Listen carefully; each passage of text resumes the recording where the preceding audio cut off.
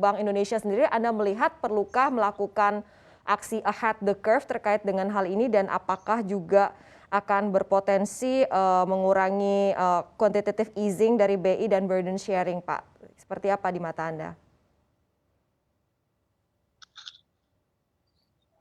Begini ya, memang kalau pertanyaannya apakah masih ada ruang untuk penurunan suku bunga bagi Bank Indonesia? Menurut saya tidak ada, ya.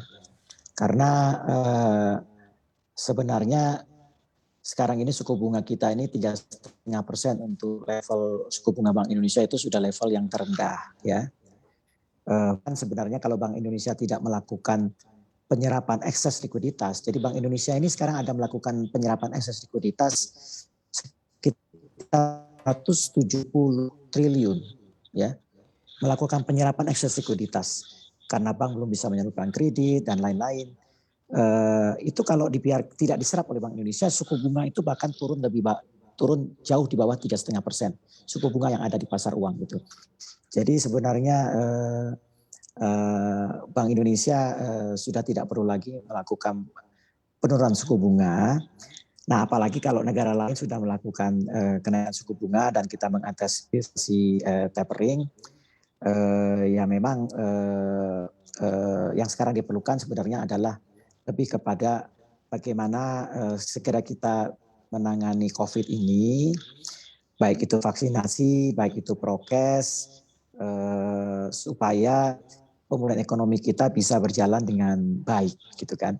Karena kan pemulihan ekonomi kita ini kan sekarang terhambat gara-gara varian D. Kita harus menutup diri di bulan Juli, di bulan Agustus ini, sehingga pemulihan ekonomi ini harus harus kita dorong gitu. Makanya ada terkait Undang-Undang Cipta Kerja, ada terkait dengan percepatan investasi yang dilakukan oleh PKPM gitu. Nah itu yang harus kita dorong itu. Karena kalau level suku bunga sih menurut saya sudah level yang sangat rendah. Kalau pertanyaan tentang burden sharing, saya rasa saat ini kan masih ada ya SKB 1 bahwa Bank Indonesia standby untuk membeli di pasar primer jika dari lelang begitu ya, memakai green shoe options gitu ya.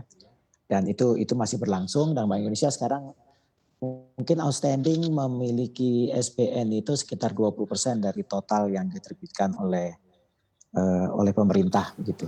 Jangan lupa install aplikasi CNBC Indonesia di App Store maupun di Play Store untuk mendapatkan informasi dan perkembangan terkini dari berita-berita ekonomi dan bisnis.